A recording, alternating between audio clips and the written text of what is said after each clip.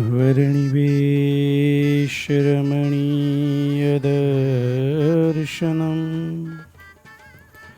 मन्दहास्यरुचिराननाम्बुजम् पूजितं सुरनरोत्तमैर्मुदा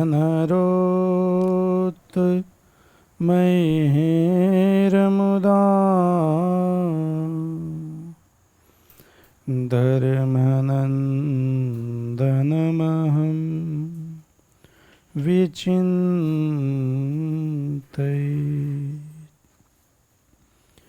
धर्मदेव सुतं देवं कालीपीबे कमर्दनम्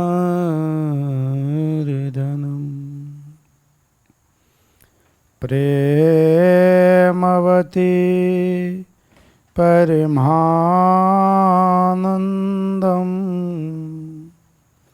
हरिं वन्दे जगद्गुरुम्।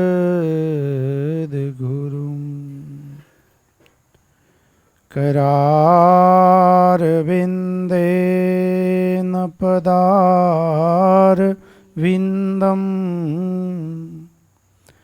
मुखारविन्दे विनिवेशयन्तम्। वटशपत्रस्य पुटेशयानम् बालं मुकुन्दं मनसा स्मरामि। बालं मुकुन्दं मनसा स्मरामि। ॐ श्री हरिकृष्णाय नमो नमः। श्री नरनारायणाय च नीलकण्ठाय च पूर्णपुरुषोत्तमाय नमो नमः। बोलो श्री घनश्याम महाराजनी जय। श्री नरनारायण देवनी जय। श्री लक्ष्मी नारायण देवनी जय। श्री राधा कृष्ण देवनी जय। श्री धर्म भक्ति हरि कृष्ण महाराजनी जय। सियावर रामचंद्र भगवाननी। श्री सूर्य नारायण देवनी जय। श्री सिद्धेश्वर महादेवनी। श्री विघ्न विनायक देवनी जय। श्री कष्टभंजन देवनी जय। ओम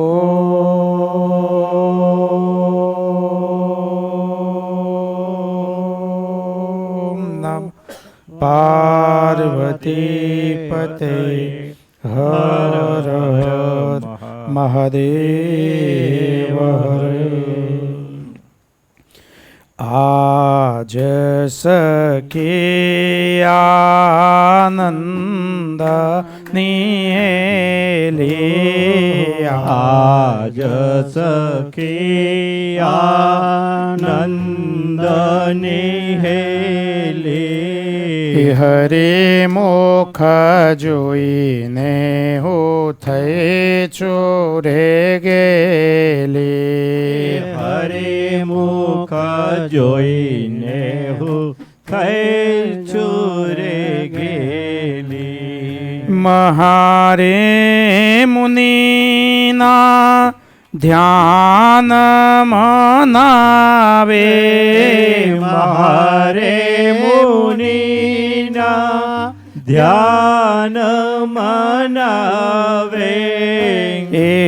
रे शामड़ियो जी मुझने बोलावे। रे शामड़ियो जी मुझने बोलावे। એ જે સુખ ને ભવ બ્રહ્મારે છે જે સુખ ને ભવ બ્રહ્મરે છે એ રે શામળીઓ જે મુજને રે પ્રિય છે તેરે શામળીઓ જે મુજને રે પ્રિય છે નાગ એ ગંગા ગોદાવરી કાશી ગઈ ગંગા ગોદાવરી કાશે ઘેર બેઠા મળ્યા અક્ષરવાસી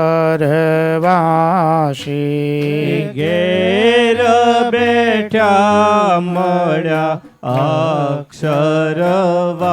અક્ષરવાસી તપરે તીર્થમાં હું કાંઈ નવ જાણું તપરે તીરથમાં હું કાંઈ નવ જાણું સહેજે સહેજે હું તો સુખેડા રે માણું સેજે સેજે રે હું તો સુખડા રે માણું જે રામ કહે સ્વામી સહેજે રે મળિયા જે રામ કહે સ્વામી સહેજે રે મળિયા વાત ની વાતે વાલો અઢળક ઢળિયા વાતની વાતે વાલો અડર કડરિયા આજ સખી આનંદની લે આજ સખી આનંદની હેલી હરિમુખ જોઈને હું થઈ ચોરે ગેલી હરિમુખ જોઈને હું થઈ ચોરે ગેલી હરિમુખ જોઈને હું થઈ ચોરે ગેલી હરિમુખ જોઈને હું થઈ ચોરે ગેલી હરિકથા હવે આદરું સદેમતી શ્રોતા જે સાંભળે સુણતા તે સુખયું પજે વળી તાપતન નાતે ટળી સારી કથા સુંદર યતી હું કહું કરી વિસ્તાર જનમન દઈ સાંભળે તે ઉતરે ભવજળ પાર તો કલ કરે સોયાજ કર આજ કરે સોય अवसर बीत जाएगा फिर करेगा कब प्रभु भजे लेने प्राणिया પછી ભજાશે નહીં કાયા થાશે તારી ગરડી પછી બેઠું રેવાશે નહીં આજ જિંદગીનો શો ભરોસો આજે છે ને કાલે નથી બે ઘડીનો આશરો આજે છે ને કાલે નથી સમય રહેતા કામ કરી લેવું જોઈએ. કોઈ પણ કામ હોય, ચાહે ભક્તિનું કામ હોય, ચાહે જગતનું કામ હોય, પણ જ્યારે સમય હોય ત્યારે એ કામ કરી લેવું. સમય ગયા પછી કંઈ કામ થતું નથી.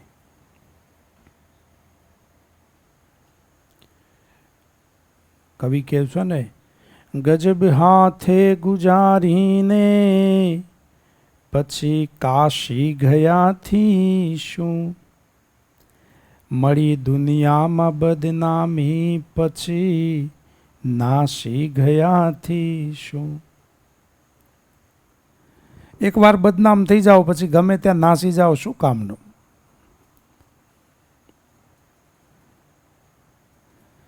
દુઃખ વખતે દીધું નહીં પછી ખોટી દયાથી શું, સુકાણા મોલ સૃષ્ટિના પછી વૃષ્ટિ થયાથી શું. કોઈને દુઃખ હોય ત્યારે આપણે કશું આપીએ નહીં અને પછી દયા કરીએ કે બિચારાને કેવી તકલીફ છે.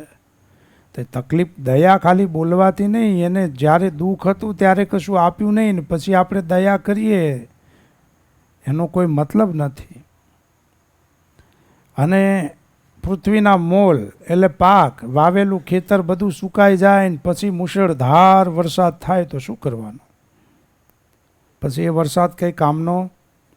એ તો પાક સુકાતો હોય ને એ વખતે વરસાદ પડી જાય તો એ પાકને કંઈ કામ લાગે.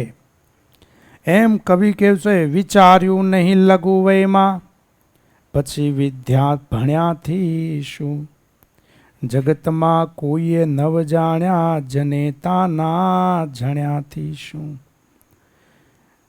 જગતમાં કોઈએ ઓળખે જ નહીં, કોઈએ જાણ્યા જ નથી આપણને, એવું કાંઈ કામ જ કર્યું નથી કે કોઈ ઓળખે, કોઈ આપણી વાત કરે. પછી આ પૃથ્વી પર આવ્યાથી શું, જન્મ મળ્યાથી શું. વિચાર્યું નહીં લઘુ વયમાં પછી વિદ્યા ભણ્યાથી શું. નાના હતા ત્યારે કશું ભણવામાં ધ્યાન આપ્યું નહીં, જ્યાં ત્યાં રખડી ખાધું. પછી મોટા થયા પછી વિચાર કર્યો કે હવે કંઈક ભણીએ. ત્યારે ભણ્યા વિના બધું નકામું છે. પછી આપણે ગુજરાતીમાં કહેવત છે ને કે પાકા ગળે, હા, એ પછી કઈ વિદ્યા એને સાર્થક થાય નહીં. એ તો લઘુ વયમાં નાના હતા ત્યારે વિચાર કરી લેવો જોઈએ કે મારે શું થવું છે, ડૉક્ટર થવું છે કે એન્જિનિયર થવું છે કે શું ભણવું છે, કે પછી ઢ રહેવું છે. નાનપણમાં વિચાર કરવો પડે. ન ખાધું કે ખવડાવ્યું, દુઃખી થઈને રડ્યાથી શું. કવિ પિંગલ કહે પૈસા મુવા વખતે મળ્યાથી શું. ઇન્સ્યોરન્સ લઈએ છીએ ને આપણે, એ પૈસા ક્યારે મળે? મર્યા પછી મળે. પછી શું કામના? આપણને આપણી ચિંતા નથી માટે ઇન્સ્યોરન્સ લઈએ છીએ. હા, ઇન્સ્યોરન્સ લઈએ શા માટે? આપણને આપણી ચિંતા નથી. આપણને પૈસા મળશે એમ નહીં, મારા મર્યા પછી પાછળવાળાને મળશે, મારી સારી ક્રિયા કરશે. એ કરી કે ન કરીએ તો એને ખબર. પણ કવિ પિંગલ કહે પૈસા મુવા પછી મળ્યાથી શું. મર્યા પછી પૈસા મળે શું કરવાના? અને મર્યા પછી કદાચ પુત્ર પરિવારને મળે, સારી વસ્તુ છે. પણ આપણે એવી આશા રાખીને બેઠા હોઈએ કે પુત્ર પરિવાર આપણી પાછળ ગાયનું દાન કરશે, કે આપણી પાછળ કથા કરાવશે, કે આ કરશે, પેલું કરશે, કંઈ પુણ્ય કરશે, દાન કરશે. એ બધી આશા ન રાખવી. જે કરવું હોય ને આ બે હાથ આપણા ચાલે એ વખતે કરી લેવું. જેટલું દાન ધર્માદો પુણ્ય ગૌદાન કરવું હોય કે કથા કરાવી હોય, જે કરવું હોય જીવતા કરી લેવું. મર્યા પછી ખબર નહીં થાય કે ન થાય. પરિવાર, પુત્ર પરિવાર સારો હોય, સંસ્કારી હોય તો કદાચ કરાવે, ન કરાવે એમ નહીં. પણ આપણે ક્યાં બેસવાના છે પછી એ કથામાં? આ તો જીવતા કથા કરાવી હોય તો આપણે કથામાં બેસીએ, બે શબ્દ આપણા કાને પડે. પણ મળ્યા પછી કોઈ દી જીવતા ન બેઠા હોય, મર્યા પછી કથામાં બેસે. પછી દીકરો ભલે ને મોટો જલસાબંધ ભાગવતની પારાયણ 7 દિવસની કરાવે, પણ દાદા કોઈ દી જીવતા કથામાં બેઠા નથી, તો એ પછી મર્યા પછી તો શું કરવાના છે? પણ આપણને શું હોય કે હજુ તો આપણે છે ને ઘણો ટાઈમ છે, હજુ તો આપણે છીએ એમાં ને એમાં પછી સમય પસાર થઈ જાય છે. પણ વિચારી લેવું કે સમય રહેતા કાર્ય સાધી લેવું. સમય જો એક વખત ચાલ્યો જશે તો પછી ફરીથી આવતો, સાનુકૂળ સમય એક વખત મળ્યો હોય એ જો ચાલ્યો જાય તો પછી એ સાનુકૂળ સમય ફરીથી પાછો આવતો નથી. એટલે આ એક વસ્તુ તો યાદ રાખવી, આપણા સંતો કવિઓ ગાઈ ગયા છે ને, એ તારે એક દિન જાવું પડશે, હારે તારે એક દિન પડશે, એ કરમ તારા તને નડશે રે, કરમ તારા તને નડશે રે જીવ લેડા, રે તારે એક દિન જાવું પડશે, એ હારે તારે એક દિન જાવું પડશે, હારે તારે એક દિન જાવું પડશે, એ હારે તું તો બાંધી મુઠ્ઠીએ આવ્યો, હારે તું તો બાંધી મુઠ્ઠીએ આવ્યો, હારે તું તો કાંઈ ન સાથે લાવ્યો, હારે તું તો કાંઈ ન સાથે લાવ્યો, એ માયા એ તને ભરમાવ્યો રે, માયા એ તને ભરમાવ્યો જીવ લેડા, હારે તારે એક દિન મરવું પડશે, હારે તારે એક દિન જાવું પડશે, હારે તારે એક દિન જાવું પડશે, એ હારે તે તો પરનું ભેડું કીધું, હારે તે તો પરનું ઓ હારે તેમાં તારું માની લીધો, હારે તેમાં તારું માની લીધો, વિષયનું વિષ તે પીધું રે, વિષયનું વિષ તે પીધું રે જીવ લેડા, હારે તારે એક દિન એ હારે તારે એક દિન જાવું પડશે, હારે તારે એક દિન જાવું પડશે, એ હારે તું તો ભૂલી ગયો ઘર તારું, હારે તું તો ભૂલી ગયો, હારે તારી આગળ પાછળ અંધારું, હારે તારી આગળ પાછળ અંધાર, નીકળવાનું નથી બારું રે, નીકળવાનું નથી બારું રે જીવ લેડા, હારે તારે એક દિન જાવું પડશે, એ હારે તારે એક દિન જાવું પડશે, હારે તારે એક દિન જાવું પડશે. શું કે છે કવિ? તું તો બાંધી મુઠ્ઠીએ આવ્યો. આવ્યા ત્યારે બાંધી મુઠ્ઠીએ આવ્યા હતા, અને એમાં બધું જગત આખું પછી આપણને સાથે કંઈ લાવ્યા હતા? તો સાથે કાંઈ ન લાવ્યો, પણ છતાંય માયાએ આપણને પછી એવા ભરમાવ્યા કે આ માની લીધું, પરનું ભેળ કીધું, પોતાનું નહોતું એ ને પોતાનું હતું એ ને બીજાનું ને પારકાનું ને બધાનું ભેળું કીધું, અને પછી એ બધાને પોતાનું માની લીધું કે આ બધું મારું છે. એ મારું મારું કરીને ધન મેળવ્યું રે, મારું કરીને ધન મેળવ્યું, એમાં તારું નથી તલ ભાર, અંત કાળે સગો નથી કોઈનું રે, તારું નથી તલ ભારયંત કાળે સગું નથી કોઈ મારું જ્યાં જુઓ ત્યાં મારું મારું મારું એમ કરીને બધું ભેળું કર્યું પણ એમાં તલ ભાર તલનું વજન કેટલું હોય એટલું આપણું નથી કારણ કે આ તો બધું આપણને ભોગવવા મળે છે અહીંયા આપણું નથી છતાંય આપણે ભોગવીએ છીએ ભગવાનની કૃપા માની ન લેવું કે આ મારું છે આ ઘર આપણું નથી આ દેહ આપણો નથી તો આ જગતની સંપત્તિની તો શું વાત કરવી આ દેહ આપણો પોતાનો નથી એ ભાડાનું મકાન છે એટલે તો કહે છે કે તું તો ભૂલી ગયો ઘર તારું આ ઘર આપણું નથી તારું આપણું સાચું ઘર કયું છે પરમાત્માનું ધામ એ આપણું સાચું ઘર છે આપણે ભૂલી ગયા છે આપણું ઘર કયું એ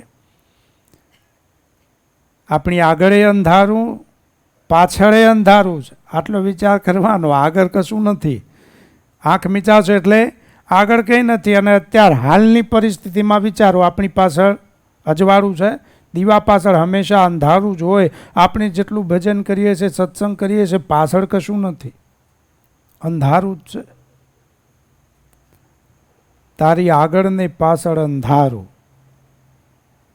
વિષયનું વિષ તે પીધું છે આ જગતરૂપી પંચ વિષયનું વિષ આપણે પાન કરી ગયા છે ને ભોળાનાથ જેમ વિષ પીન અમર રહ્યા ગળામાં મૂકી રાખ્યું એમ આપણે વિષયનું સુખ મગજમાં મૂકી રાખ્યું છે ભોળાનાથે ગળામાં વિષ રાખ્યું એ નીલકંઠ થયા અને આપણે વિષયરૂપી વિષ પાન કરી અને આ મગજમાં એવું ભરી રાખ્યું છે કે ક્યારેય એને ભૂલાતું નથી અને પછી વળી એનું એ વિષ પાન કર્યું છે અને ભોળો નાથ જેમ અમર થયા એમ આપણે અમર થઈ ગયા એટલે ભગવાન સુધી પહોંચી શકતા વળી પાછા એ વિષ લઈને પાછા આવી જઈએ છીએ કારણ કે વિષ પાન કરીને એવા અમર થઈ ગયા છે એટલે ફરીથી વળી આ મોહ માયાના ચક્કરમાં એવા ભરાઈ જઈએ છે ફસાઈ જઈએ છે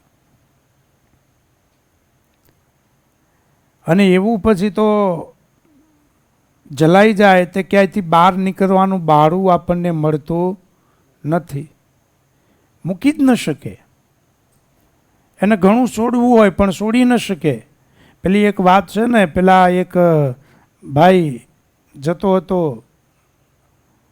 જંગલમાં થઈને પસાર થતો હતો એક ગામથી બીજે ગામ જતો હશે અને એને માર્ગમાં એક રીંછ મળી ગયો રીંછ ભૂખ્યો આ માણસને જોઈ ગયો એટલે પછી એને કહ્યું કે હવે તો મને ખોરાક મળ્યો છે રીંછને તો મનમાં એમ થયું કે હવે આને ખાઈ જાઉં એટલે રીંછ એની પર આમ તડાપ મારવા જાય એ પેલા ભાઈએ બે હાથે રીંછના કાન પકડી લીધા બરાબર ફીટ પકડ્યા છે આમ રીંછ મુકાવવાની કોશિશ કરે પણ મૂકે નહીં એને રોકડા સિક્કા એના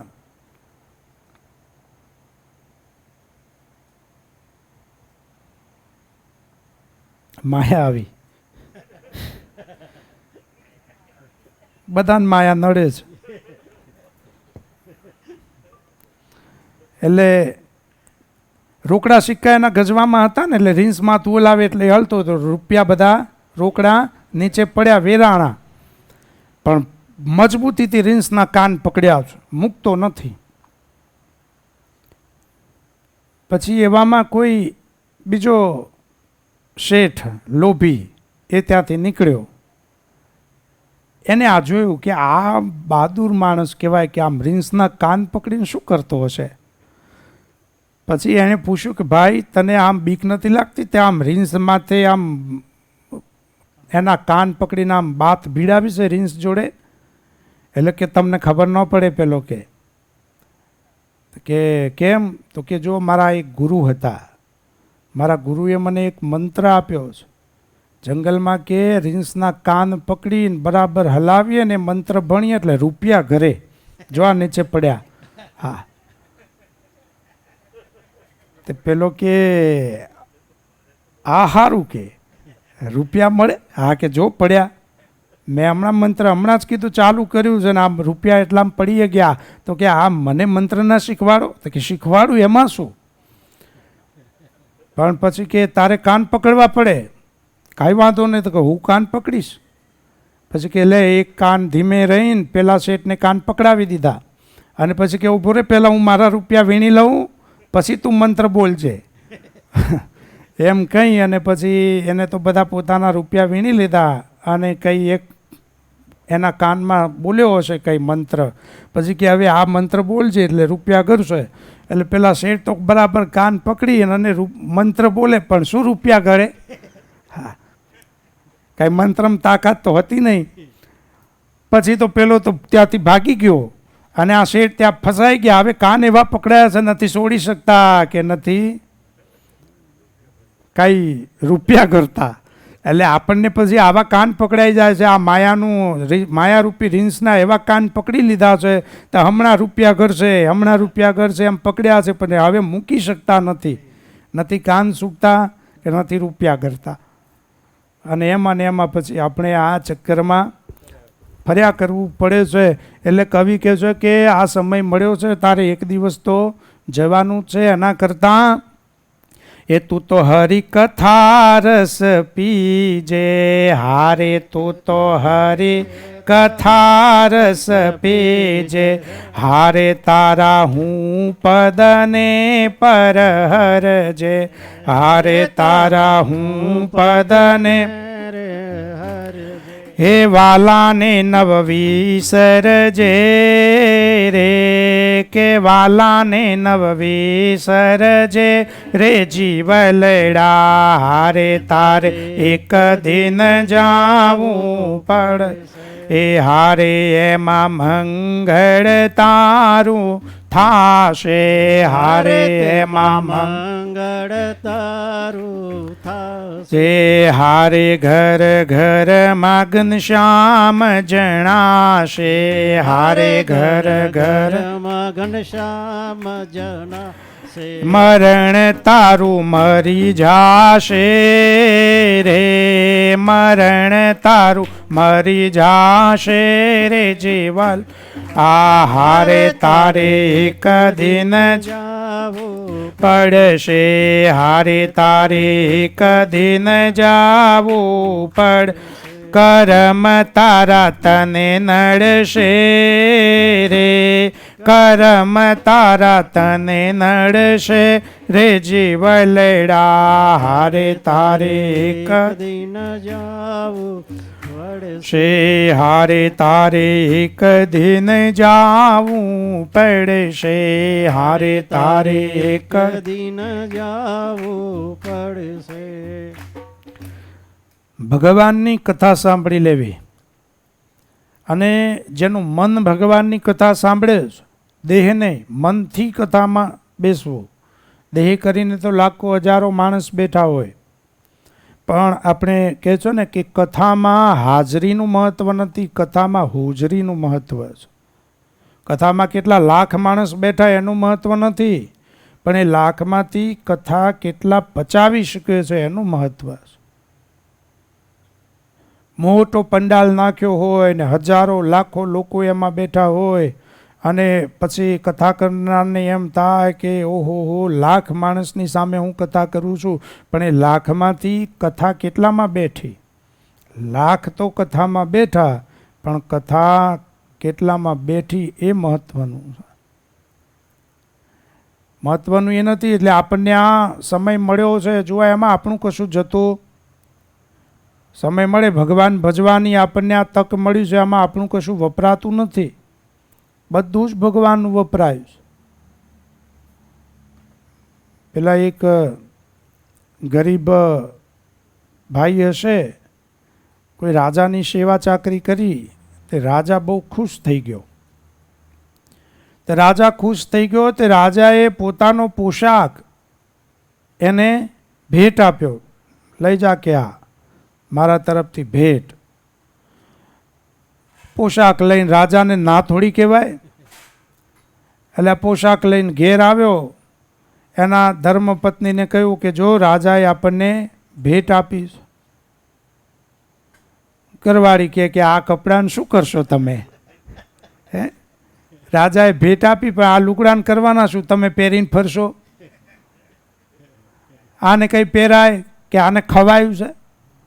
એમ કરો, જાઓ રાજા પાસે જાઓ ને કહો આ પોશાક નથી જોઈતો, કાંઈ ધન સંપત્તિ આપો તો પછી કે મારે કઈ ઘરમાં કામ લાગે. આ રાજા પાસે પાછો ગયો.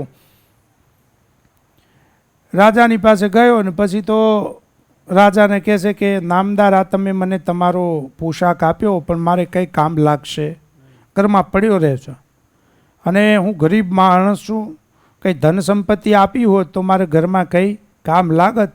રાજા બહુ ખુશ થઈ ગયો, એટલે કે પોશાકે રાખ અને રૂપિયા લઈ જા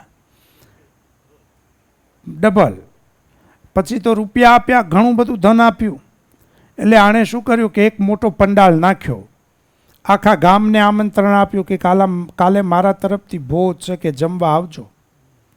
આખું ગામ વિચાર કરે કે આટલા બધા રૂપિયા લાવ્યો ક્યાંથી આ, આખા ગામને જમાડ્યું છે. પછી મોટો પંડાલ નાખ્યો, હજારો માણસ એમાં આવ્યું, જમવા બેઠો. અને આ પોતે ભાઈ પછી તો રાજાનો પોશાક જે આપ્યો હતો ને પહેરીને આવ્યો. હા, અને રાજાનો પોશાક પહેરીને પછી ફરવા લાગ્યો. એ પ્રેમથી જમજો હો બધા, અને આમ દબાણ કરી કરીને આગ્રહ કરી કરીને જમાડે. તો કોઈ પછી આપણા જેવું હોય તો ખરો ને, પૂછે આ બધું છે શું, તું આખું ગામ જમાડે છે, આ રજવાડી ડ્રેસ પહેર્યો છે, અને પાછો આમ જોર જોરથી બૂમા પાડે છે, જમજો પ્રેમથી જમજો. ત્યારે આ કે જુઓ આ ડ્રેસ મારો નથી, આ તમને જમાડું છું એ રૂપિયા મારા નથી, આ પંડાલ નાખ્યો છે પંડાલ મારો નથી, મારી તો ખાલી વાણી છે. એટલે કહું છું કે પ્રેમથી જમજો, આ સમય મળ્યો છે જમવાનો તો જમી લેજો, આમાં મારું કશું, જમવું હોય એટલું જમજો. એમ આપણને આ વસ્તુ એ છે કે આપણી પાસે આ સૃષ્ટિમાં જે કંઈ પદાર્થ પ્રાપ્ત થયા છે એ આપણા નથી, બધું પરમાત્માએ આપેલું છે.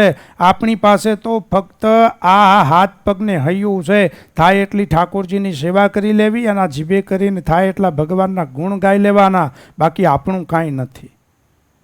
બધું એક મહારાજાનું આપેલું ભેટ છે. એટલે થાય એટલું વાપરી લેવું બસ, સાથે તો કશું આવવાનું કઈ ભેળું કરી કરીને મધમાખી જેવી સ્થિતિ થાય.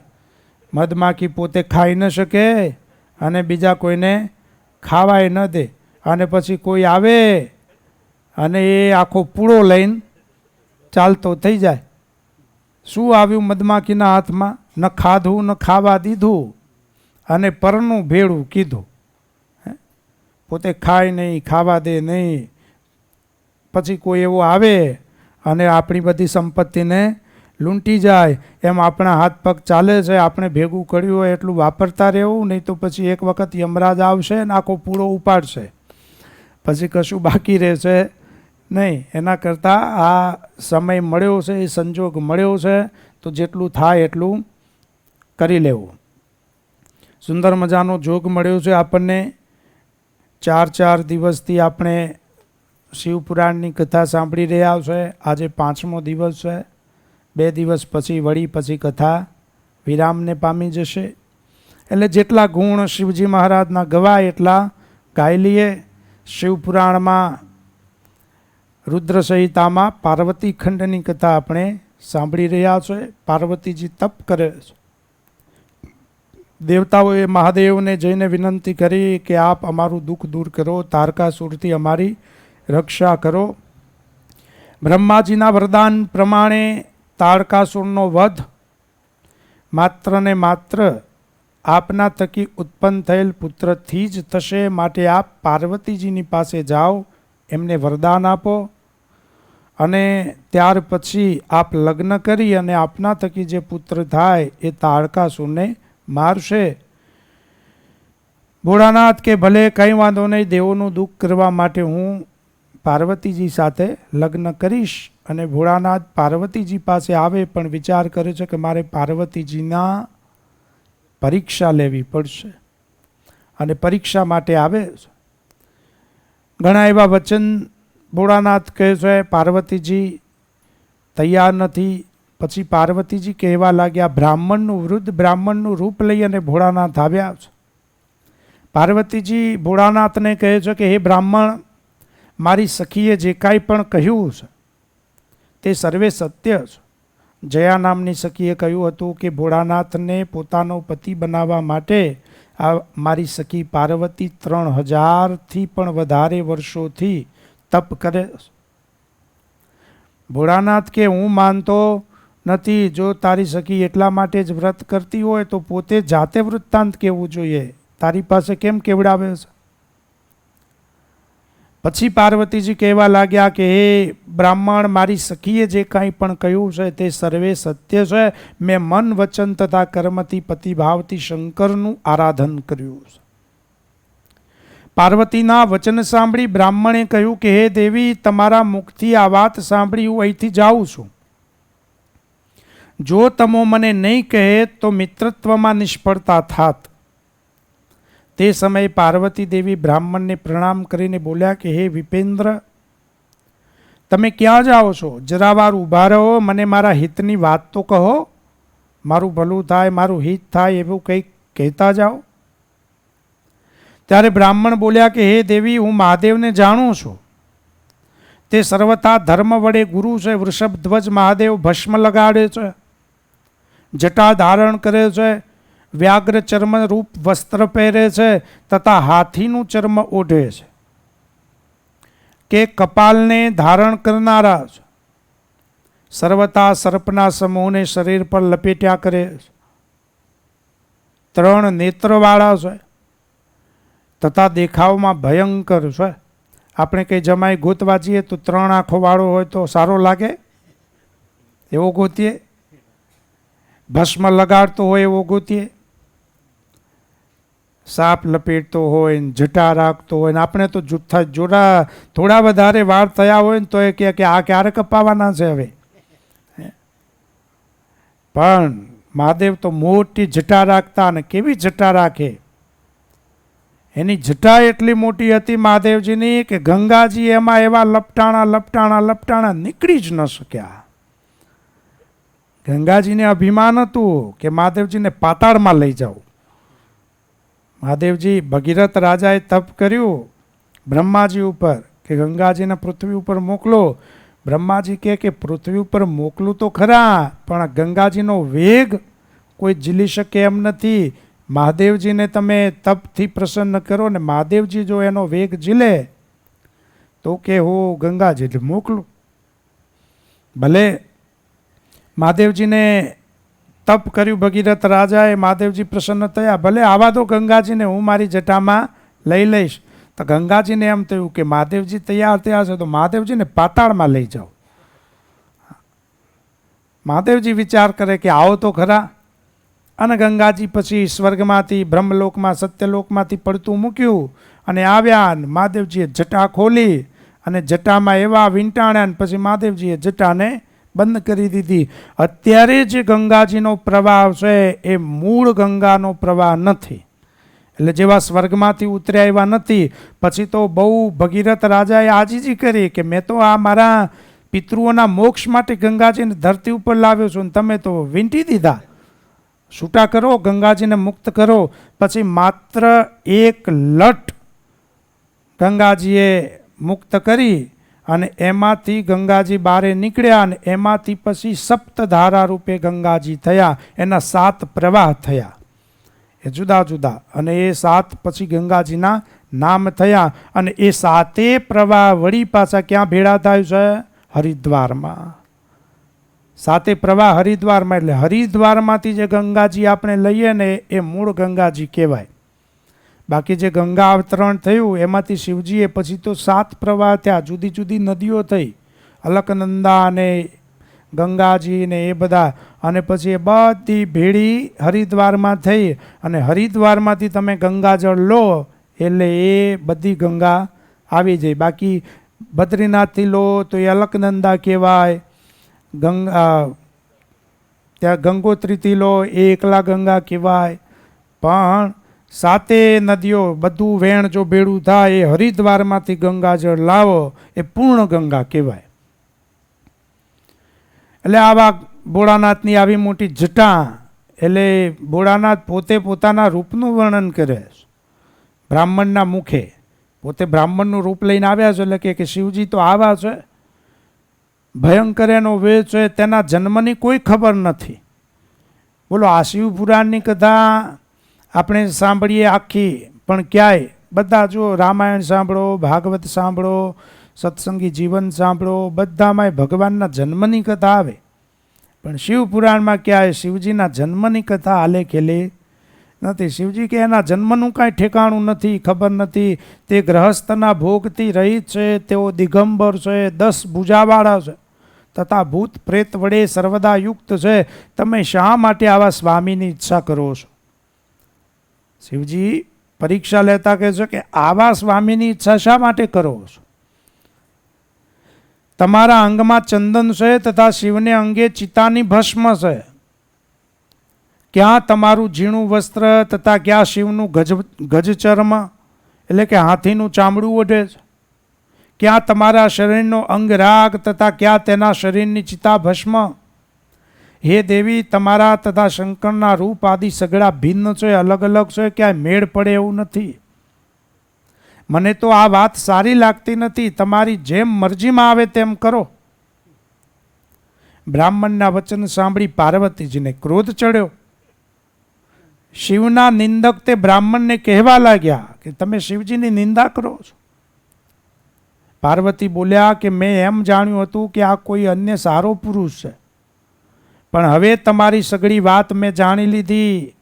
મને ક્રોધ તો ઘણો થયો. બ્રહ્મચારી અવધ્ય છે, બ્રાહ્મણનો ક્યારે વધ થાય નહીં, તેથી તમને જવા દઉં છું.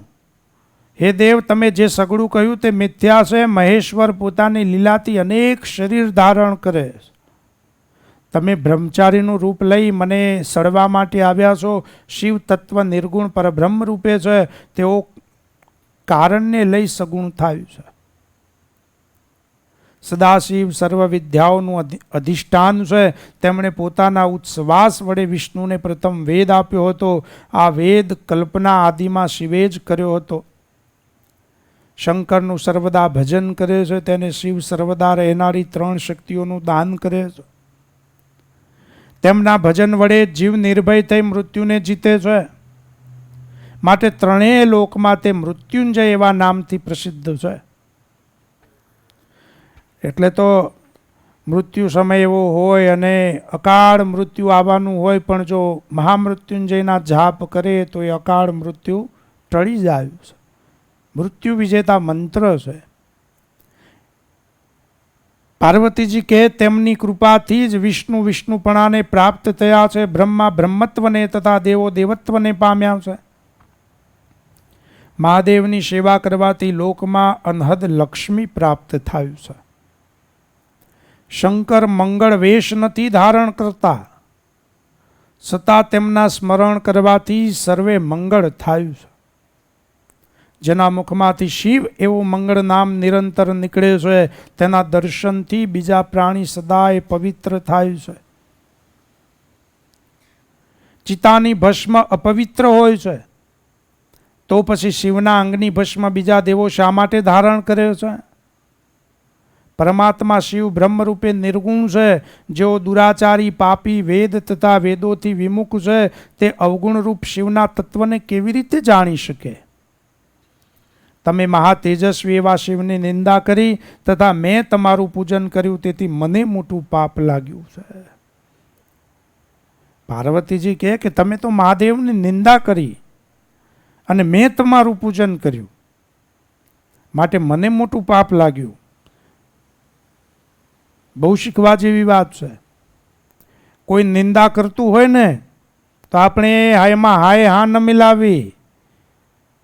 મહારાજ કે કોઈની નિંદા કરતું હોય તો આપણે પછી એના વેણ ઉપર વેણ લાવવું, પણ કદાચ કોઈ આપણાથી સમર્થ હોય અને આપણે એને કશું કહી શકીએ એમ ન હોય તો ત્યાં ઊભા ન રહેવું, પણ ત્યાંથી ચાલ્યા જવું. કારણ કે નિંદા કરનારો તો પાપી છે જ, પણ જે નિંદા સાંભળે છે એને પણ પાપ લાગે છે. નિંદા કરવી એ તો પાપ છે જ, પણ નિંદા સાંભળવી એ પણ પાપ છે. માટે ક્યારે કોઈ આપણી આગળ કોઈની નિંદા કરતું હોય તો તો એ સાંભળવું નહીં, કહી દેવું કે ભાઈ ઘરે જઈને જે વાત કરવી હોય કરજે, મારી પાસે નહીં. કાં તો પછી આપણે કહી શકીએ એમ ન હોય તો ત્યાંથી ઊભા થઈને બસ હમણાં આવું થોડી વારમાં એમ કહીને ત્યાંથી ચાલી નીકળવું. પણ કોઈની નિંદા ક્યારેય ન સાંભળવી, અને વિશેષ કરીને કોઈ દેવની નિંદા તો ક્યારેય ન કરવી. કોઈ દેવની નિંદા કરવી નહીં ને સાંભળવી નહીં. ભગવાને આપણને શિક્ષાપત્રીમાં આજ્ઞા કરી છે કે યુક્તિએ કરીને કોઈ દેવી દેવતાની નિંદા ન કરવી, કોઈ દેવી દેવતાનું ખંડન ન કરવું. યુક્તિએ કરીને નિંદા ઘણી પ્રકારે થાય. ઘણીવાર આપણે પોતાના ઈષ્ટદેવને પ્રાધાન્યપણું આપતા હોય અને એને જ સર્વોપરી માનતા હોઈએ તો એનું પ્રધાનપણું લઈને બીજા દેવી દેવતાની ક્યારે નિંદા ન કરવી, એને યુક્તિએ કરીને નિંદા કરી કહેવાય. તમે જે ભગવાનને માનો છો એ ભગવાન પૂજ્યપણે કરીને છે જ, એની ઉપાસના તમારા માટે સર્વોપરીપણું છે જ, પણ એનો મતલબ એમ નથી કે બીજા કોઈ અવતાર કે બીજા કોઈ દેવ એ એમાં તત્વ નથી. કારણ કે તમે જે દેવને માનો છો બીજા દેવ પણ એના જ સ્વરૂપ છે, એનું જ સ્વરૂપ છે. કોઈ ભગવાનને જ્યારે જેવી રીતે જરૂર પડે ત્યારે ભગવાન એવા સ્વરૂપનું ધારણ કરે છે, એવો અવતાર ધારણ કરે છે. ભગવાનને જરૂર પડે તો મત્સ્ય અવતાર ધારણ કરે, જરૂર પડે તો કચ્છ અવતાર ધારણ કરે, જરૂર પડે તો વરાહાદિક અવતાર ધારણ કરે છે, રામકૃષ્ણાદિક અવતાર ધારણ કરે છે.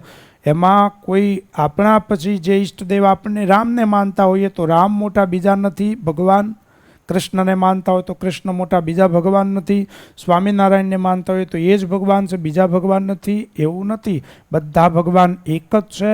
જ્યારે જેવી જરૂર પડે ત્યારે ભગવાન એવા અવતારનું ધારણ કરે છે. જ્યારે જ્યારે પૃથ્વી પર ધર્મની ગ્લાનિ થાય, અધર્મનો ઉદય થાય, ત્યારે અધર્મનો નાશ કરવા માટે જેવી જરૂર પડે ભગવાન એવા સ્વરૂપનું, એવા અવતારનું ધારણ કરે છે. માટે ક્યારેય કોઈ પણ દેવી દેવતાની નિંદા ન કરવી, એનું ખંડન ન કરવું, અને કોઈ કરતું હોય તો એ આપણે સાંભળવું નહીં. કારણ કે જો પાર્વતીજી પોતે કહે છે કે તમે શિવની નિંદા કરી છે અને મેં તમારું પૂજન કર્યું છે, માટે મને પણ મોટું પાપ લાગ્યું છે. અરે દુષ્ટ, તે એમ કહ્યું કે હું શંકરને જાણું છું, પણ તે તદ્દન ખોટું છે. તું શંકરને જાણતો જ નથી, તું સનાતન એવા શિવને જરા પણ જાણતો નથી. બીજા સર્વદેવો કાળને આધીન છે, પણ શિવજી કાળને આધીન નથી. એ તો કાલના પણ કાલ છે, મહાકાલ છે. આ રીતે ગિરિજાએ કહ્યું. પછી મૌન ધારણ કરી પાર્વતીજી વિરામને પામ્યા છે. બ્રહ્મચારી બ્રાહ્મણ પાર્વતીના વચન સાંભળી જેવું કંઈ કહેવાની ઈચ્છા કરવા લાગ્યો કે તે જ સમયે પાર્વતીએ પોતાની વિજયાને કહ્યું કે હે સખી, આ દ્વિજધમ શિવની નિંદા કરવાની ઈચ્છા કરે છે. દ્વિજાધમ કહ્યું છે, દ્વિજમાં અધમ એટલે બ્રાહ્મણોમાં અધમ. એ હજુ ફરી કંઈક શિવની નિંદા કરવાની ઈચ્છા કરે છે. શિવની નિંદાને સાંભળનારો પણ પાપનો ભાગી થાય છે. શિવની નિંદા કરનારાઓ શિવના કિંકરો વડે સર્વદા વધ્ય છે. જો તે બ્રાહ્મણ હોય તો તેનો ત્યાગ કરી દેવો જોઈએ. આ સ્થાન છોડી હું કોઈ બીજા સ્થાન તરફ ચાલી જાઉં, જેથી આ મૂર્ખ સાથે મારું ફરી સંભાષણ ન થાય. શિવજી કંઈક બોલવાની તૈયારી કરતા હતા ત્યાં તો પાર્વતીજીએ સખી વિજયાને કહી દીધું કે હું અહીંથી હવે જાઉં છું. કારણ કે આ તો બ્રાહ્મણ છે, વધ્ય કરવાને લાયક નથી, એટલે હું એને મારી શકું તેમ નથી, પણ એની નિંદા હું સાંભળી શકું એમ નથી, માટે હું જાઉં છું. અને જેવો પાર્વતીએ જવા માટે પગ ઉપાડ્યો એટલે બ્રહ્મચારી રૂપ સાક્ષાત શિવે પોતાના હાથથી પ્રિયાને ગ્રહણ કરી પાર્વતીજીનો હાથ પકડી લીધો. અને જેવું પાર્વતી ધ્યાન કરી રહી હતી તેવું જ સ્વરૂપ ધારણ કરી પાર્વતીજીને દર્શન આપ્યા. પાર્વતીજી જેવા સ્વરૂપનું ધ્યાન કરતા હતા એવા જ સ્વરૂપનું શિવજી એમને દર્શન આપ્યું. અને જ્યાં શિવજીએ દર્શન આપ્યું અને લજ્જાથી નીચું મુખ કરેલા પાર્વતીને શિવ કહેવા લાગ્યા, હવે તમે મને છોડી ક્યાં જશો? અત્યાર સુધી મારા માટે તપ કરતા હતા અને હવે હું આવ્યો તો મને છોડીને ક્યાં જશો? હું તમને છોડીશ નહીં. શિવજી કહે, હું તમને છોડીશ નહીં, હું તમારા પર પ્રસન્ન છું. જે કાંઈ તમે માગશો તે મારી આપવું જ છે. તે મારે નહીં આપવા લાયક કાંઈ જ નથી. તમે જે માગશો તે આપીશ. આજથી તમે તમારા તપથી મને બાંધી લીધો છે. હું તમારો દાસ છું. તમારી સુંદરતાથી હું તમને વશ છું. તમે મારા સનાતન પત્ની રૂપે છો. હે મહેશ્વરી, હે ગિરિજા, તમે સદબુદ્ધિથી વિચાર કરો. ત્રણેય લોકમાં તમારી સમાન મને કોઈ વહાલું નથી. હે શિવા, તમે તમારી કામના પૂર્ણ કરો. તમે મારા પત્ની છો તથા હું તમારા પતિ રૂપે છું. અને દેવના દેવે આ પ્રમાણે કહ્યું કે તે જ વખતે પાર્વતીને અત્યંત આનંદ થયો. તેમને તપમાં જે કષ્ટ પડ્યું હતું તે એકદમ દૂર થઈ ગયું. ભગવાન જેને પ્રસન્ન થાય પછી એના ઉપર કોઈ કષ્ટ રહે નહીં. એના બધા કષ્ટ નાશ પામી જાય. અને ભગવાનને હંમેશા એવો ભક્ત જે નિષ્કામ ભક્ત હોય એ ભગવાનને વાલો. જેમ ભક્ત ભગવાન વિના રહી શકતો નથી એમ ભગવાન પણ ભક્ત વિના પછી રહી શકતા નથી. ભક્ત કદાચ કે હું જાઉં છું તો ભગવાન કે ક્યાં જઈશ, હું તને છોડીશ નહીં. પછી એ ભક્ત જ્યાં જાય ત્યાં ભગવાન એની સાથે ને સાથે હોય છે. બ્રહ્માજી કહેવા લાગ્યા કે હે મુનિસત્તમ, સતીનો સર્વ શ્રમ ટળી ગયો. કારણ એવો જ નિયમ છે કે ફળની એવી પ્રાપ્તિ થાય છે કે પ્રાણીનો પ્રથમનો જે શ્રમ કરેલો હોય છે તે નાશ પામે છે. કામ કરતા હોઈએ ત્યારે થાક લાગે, પણ કામ પૂરું થાય ને જેના માટે કામ કરતા હોઈએ કામ સફળ થાય પછી બધો થાક ઉતરી જાય. પગપાળા ચાલીને આપણે નીકળ્યા હોઈએ દેવ દર્શન કરવા માટે તો ચાલવામાં થાક લાગે, પણ જ્યારે દેવના દર્શન થાય ત્યારે બધો થાક ઉતરી જાય. પછી થાક લાગતો નથી. જો થાક લાગે, ઠાકોરજીના દર્શન કર્યા પછી પણ જો થાક લાગે તો સમજવું કે તમને ભગવાનના દર્શન થયા નથી. કારણ કે ભગવાનનું સ્વરૂપ એવું છે, જો દર્શન થાય તો પછી થાક ન લાગે, પણ છતાંય લાગ્યો તો પછી કાં તો તમે દર્શન કર્યા નથી કાં તો તમને દર્શન થયા નથી. બે વસ્તુ છે. ઘણી વખત આપણે દર્શન કરવા જઈએ ને તો ખૂબ જોઈએ, આપણે તો ઘણાને હું તો જોઉં છું કે દર્શન કરવા આવે એટલે ઠાકોરજીની સામે આમ હાથ જોડ્યા ન જોડ્યા, એક આંટો લગાવ્યો ન લગાવ્યો, વળી પાછા બહાર. ખબર નહીં એને શું દર્શન કર્યા હશે, એને ભગવાન જોયા હશે કે નહીં જોયા હોય, ભગવાનના અંગના દર્શન કર્યા હશે કે નહીં કર્યા હોય. ઘણા એવા ભક્ત હોય હવે ભગવાનની સામું આમ જોઈ લે અને ચક્કર લગાવી લે, તરત બહાર નીકળી જાય. આટલા જ માટે આવ્યા હોય તો પછી ખોટો શ્રમ કરવાની જરૂર નહીં, આવવાની શું પછી જરૂર પડે. ભગવાનની પાસે તમે આવો તો દિવસ દરમિયાન 24 કલાક હોય, અને આપણે તો 24 કલાકમાં બધા તો કંઈ રોજ આવી શકતા નથી ઠાકોરજીને મળવા માટે. જેની પાસે સમય હોય, જે નિવૃત્તિને પામ્યા હોય અને એ આવી શકે, પણ વીકમાં એક વખત જો નિત્ય આવવાનો આપણો ક્રમ હોય તો એમાં એક વીકના તો કેટલા કલાકો થાય, દિવસના 24 કલાક થાય, તો એમાંથી 1 કલાક પણ જો વ્યવસ્થિત આપણે ભગવાનના દર્શન ન કરી શકીએ તો પછી ખોટો પરિશ્રમ આવવાનો કરવાની કંઈ જરૂર રહે નહીં. જ્યારે ભગવાનને મળવા આવીએ ત્યારે પ્રેમથી મળી લેવું. એટલે કે ને જે સમયે જેને વળગ્યા એને વળગ્યા, પછી તો માયાને વળગવાના જ છે. આ મંદિરથી બહાર નીકળીએ પછી તો આખો દી 24 કલાક આપણે એ જ કરવાનું છે. પણ એમાંથી જો એકાદ કલાક ભગવાન માટે ફાળવ્યો હોય તો એ ભગવાન સિવાય પછી બીજી કોઈ હાડાબાડી રાખવી નહીં, બીજી કોઈ ચિંતા કરવી નહીં. પછી જે થવું એ થાય. પછી મંદિરે આવવું ને તો ઘણી વખત એમ જે કલાક માટે આવે ને તો 1 કલાક ફોનને સ્વિચ ઓફ કરી દેવો, 1 કલાક માટે. એટલે કોઈ આપણને હેરાન પરેશાન કરે જ નહીં, કોઈની માયા નડે જ નહીં. આપણે આવ્યા પછી એ ઘણી વાર ચેન પડતો નથી. એટલે ભોળાનાથે પાર્વતીજીને કહ્યું કે હવે તો હું તમને છોડીશ નહીં. એટલે આપણે એવા ભક્ત થવું પાર્વતીજી એવા કે ભગવાન સામે ચાલે ને કે હવે હું તને છોડીશ નહીં. ભલે ભક્ત ભગવાનને છોડવા માગતો હોય પણ મહારાજ વચનામૃતમાં કહે છો ને કે એવા ભક્ત હોય છે કે ક્યારેક અમારે એની ઉપર હેત કરવું હોય તો એ થતું નથી, અને ઘણા એવા ભક્ત હોય છે કે એની ઉપર હેત ના કરવું હોય તો એ સહેજે સહેજે થઈ જાય, એના વિના અમારે ચાલતું જ નથી. માટે પાર્વતીજીને ભગવાને દર્શન દીધા અને આવી વાત કરી એટલે પાર્વતીજીને પોતાની તપશ્ચર્યા, કેટલા વર્ષની તપશ્ચર્યા હતી? 3000 વર્ષની. 3000 વર્ષ સુધી તપ કરે અને કેટલો થાક લાગે, બધો થાક પાર્વતીજીનો નાશ પામી ગયો. નારદજી બોલ્યા કે હે બ્રહ્મ, ત્યાર પછી શું થયું? મને આપ શિવાનો યશ કહો. બ્રહ્મા બોલ્યા કે હે દેવર્ષિ, આ કથા શિવની ભક્તિને વધારનારી છે. તે મહાસાધ્વી પોતાની સમીપ ઉભેલા શંકરને પ્રસન્નતાથી નેત્ર ઉગાડીને જોવા લાગ્યા. પાર્વતી બોલ્યા કે હે દેવેશ, આપ તો મારા નાથ રૂપે છો. શું આપ એ વાત ભૂલી ગયા કે મારે લીધે આપે દક્ષના યજ્ઞનો નાશ કર્યો?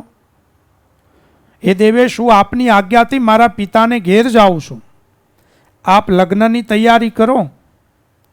હે નાથ, આપ અનેક લીલામાં કુશળ છો. આપે મારા પિતા પાસે માગણી કરવી જોઈએ જેથી મારા પિતાને ગ્રસ્તાશ્રમ સફળ થાય.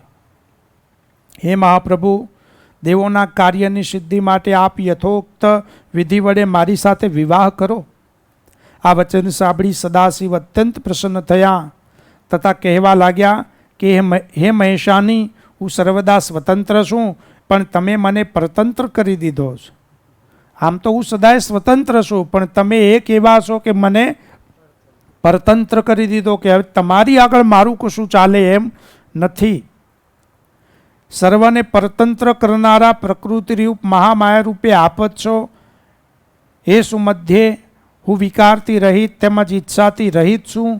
હું તમારા પિતા હિમાલય પાસે જઈશ નહીં, અને કોઈ પ્રકારે ફરી ભિક્ષુક થઈ હું તમારા પિતા પાસે તમારી માગણી કરીશ નહીં. હું નહીં જાઉં અને હું ભિક્ષુક નહીં થાઉં, હું તમારી માગણી નહીં કરું. પાર્વતી બોલ્યા, આમાં કોઈ પણ વિચાર કરવાની વાત જ નથી. આમાં બીજું કંઈ વિચારવાની વાત જ નથી. તમે આત્મા છો, હું પ્રકૃતિ રૂપે છું. આપણે બેઉ સ્વતંત્ર તથા નિર્ગુણ હોવા છતાં ભક્તોને વશ થઈ સગુણ થઈએ છીએ. હે શંકર, આપ હિમાલય પાસે યાચના કરી મને સૌભાગ્ય આપો. હે નાથ, હું તો જન્મ જન્માંતરમાં આપની પત્ની રૂપે જ છું. હે સર્વજ્ઞ, આપ મુક્ત સ્વરૂપ છો. મારા પર આપ દયા કરો. હે નાથ, આપ એવી લીલા કરો કે જે લીલાને ગાઈ ભક્તો સંસાર સાગરથી પાર થાય. ગિરિજાશંકરને વારંવાર પ્રણામ કરવા લાગ્યા. શિવ કહેવા લાગ્યા કે તમારા કહેવા પ્રમાણે થશે. ત્યારે મારી ઈચ્છા તો નથી, હું માગણી નહીં કરું, પણ છતાંય તમે કહો છો એમ થશે. ત્યાર પછી શિવ કૈલાસે ગયા અને ત્યાં જઈ શિવે નંદી આદિને સર્વ વૃત્તાંત પરમ આનંદયુક્ત થઈને સંભળાવ્યું. નારદજી કહેવા લાગ્યા કે હે બ્રહ્મા, ત્યાર પછી સર્વ મંગળવાળા પાર્વતીએ શું કર્યું? બ્રહ્મા બોલ્યા કે હે તાત, પાર્વતીએ મહાદેવ શબ્દનો ઉચ્ચાર કરી અને પોતાના પિતાના ગ્રહ પ્રતિ ગયા છે. સગડા અત્યંત પ્રસન્ન થયા તથા જય જયનો શબ્દ કરી રહ્યા. નગરની ચારે બાજુએ કેળના સ્તંભો રોપવામાં આવ્યા. પુત્રી તથા પુત્રવાળી સ્ત્રીઓ હાથમાં દીપકો લઈને ઊભી રહી. દુર્ગા પોતાના નગર પાસે આવ્યા હતા. નગરમાં પ્રવેશ કરતા જ દેવીએ પોતાના માતા તથા પિતાના દર્શન કર્યા. પુત્રીને જોતા જ મા તથા પિતા હર્ષથી આમ વિહવળ થઈ ગયા. આનંદ થઈ ગયો. પાર્વતીએ માતા તથા પિતાને જોતા જ સખીઓ સહિત બેઉને પ્રણામ કર્યા. પછી માતા પિતાએ આશીર્વાદ આપ્યા. સર્વ કોઈ ગિરિજાની પ્રશંસા કરવા લાગ્યા છે. દેવો પણ આકાશમાંથી વિમાનમાં બેસી પુષ્પની વૃષ્ટિ કરવા લાગ્યા. સ્ત્રીએ મંગળાચરણ કરવા લાગી તથા બ્રાહ્મણો આશીર્વાદ આપવા લાગ્યા. હિમાલયે નારદને ધન્યવાદ આપી તેમની સ્તુતિ કરવી. પર્વતરાજે બ્રાહ્મણો તથા બંદીજનોને પુષ્કળ ધન આપ્યું છે. બ્રાહ્મણો દ્વારા મંગળ પાઠ કરાવ્યો તથા પર્વતરાજ મહોત્સવ કર્યો. તે સમયે લીલા કરવામાં તત્પર ભક્તવત્સલ ભગવાન શંકર નાચનારા નટનું રૂપ ધારણ કરી મેનકાની સમીપ ગયા. ડાબા હાથમાં તેમણે શૃંગી તથા જમણા હાથમાં ડમરું તથા પીઠ પર ધાબળી તેમણે ધારણ કરી. તેમણે લાલ વસ્ત્ર પહેર્યા. મેનકાના બારણા આગળ અત્યંત પ્રસન્નતાથી અનેક પ્રકારે નૃત્ય તથા મનોહર ગાન કરવા લાગ્યા. અને સગળા નગરવાસીઓ, સ્ત્રીઓ, પુરુષો, બાળકો તથા વૃદ્ધો સર્વ કોઈ જોવાની ઈચ્છાથી ત્યાં આવ્યા છે. તેમનું ગીત તથા મનોહર નૃત્ય જોઈ અને બ્રહ્માજી કહેવા લાગ્યા કે હે મુનિ, મેના તથા બીજા લોક સગળા મોહ પામી ગયા છે. હૃદયમાં રહેલા શંકરને જોઈ પાર્વતીએ તેમને પ્રણામ કર્યા તથા મન વડે જ વરદાન માગી લીધું કે તમે મારા પતિ રૂપે થાવ. હૃદયમાં જ શિવ પાર્વતીને વરદાન આપી અંતર ધ્યાન થઈ ગયા. પછી ભિક્ષુક રૂપે તેઓ નૃત્ય કરવા લાગ્યા. મેના તેમના નૃત્યથી અત્યંત પ્રસન્ન થયા અને સુવર્ણના પાત્રમાં અનેક રત્નો ભરી પ્રેમથી તેમને આપવા માટે ગયા. નર્તકે તેનો સ્વીકાર કર્યો નહીં, પણ ભિક્ષામાં તેઓએ શિવાને માગ્યા. મેનાને ક્રોધ ચડ્યો. સુવર્ણ પાત્ર રત્નોથી ભરી અને શિવજી ભિક્ષુક રૂપે નૃત્ય કરતા હતા. એ નૃત્ય જોઈ મેના રાજી થઈ ગયા, હિમાલયના પત્ની. એટલે સુવર્ણ પાત્રમાં રત્નો ભરી અને પેલા ભિક્ષુક રૂપે થયેલા શિવને જ્યારે ભેટ આપવા ગયા, શિવજીએ ના પાડી, ભિક્ષુકે ના પાડી કે મારે આ દાન જોઈતું નથી. મેનાએ પૂછ્યું શું જોઈએ છે? શિવાને આપી દો, તમારી પુત્રી આપો. કોઈ ભિખારીને આપે? એને માગતા વિચાર કરવો જોઈએ ને કે મારે દાનમાં શું માગવું, શું ન માગવું. પણ આ તો શિવજી, ભિક્ષુકનું રૂપ. મારે કાંઈ જોઈએ નહીં, મને આપી દો, તમારા શિવા આપી દો. અને જ્યાં શિવાને માગ્યા ત્યાં તો મેના ક્રોધાયમાન થયા. તેમણે ભિક્ષુકના તરફ આમ ઘુરકી તેને બહાર કાઢી મૂકવાની ઈચ્છા કરી. આમ એવો હોંકાટો કર્યો, નીકળી જા બહાર, અને બહાર કાઢી મૂકવાની ઈચ્છા કરી. આ સમયે હિમાલય પણ ગંગાથી નાહીને આવ્યા. તેમણે આંગણામાં ઉભેલા નટના આકાર રૂપે પેલા ભિક્ષુકને જોયો. મેનાના મુખથી આ સર્વ વૃત્તાંત સાંભળી હિમાલયને અત્યંત ક્રોધ ચડ્યો. તેમણે પોતાના સેવકોને નટને બહાર કાઢવા માટે આજ્ઞા આપી. મેનાએ જ્યારે વાત કરી ત્યારે એમને પણ, હિમાલયને પણ ક્રોધ ચડ્યો અને પોતાના સેવકોને કહ્યું કાઢી મૂકો આને.